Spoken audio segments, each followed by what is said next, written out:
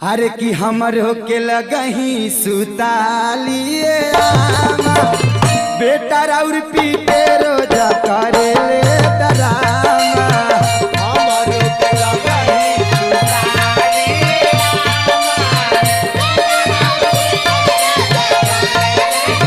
ए अम्मा जी का कहतरू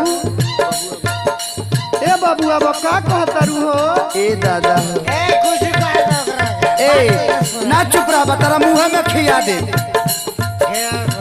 हमर होके लगही सुतालिए अम्मा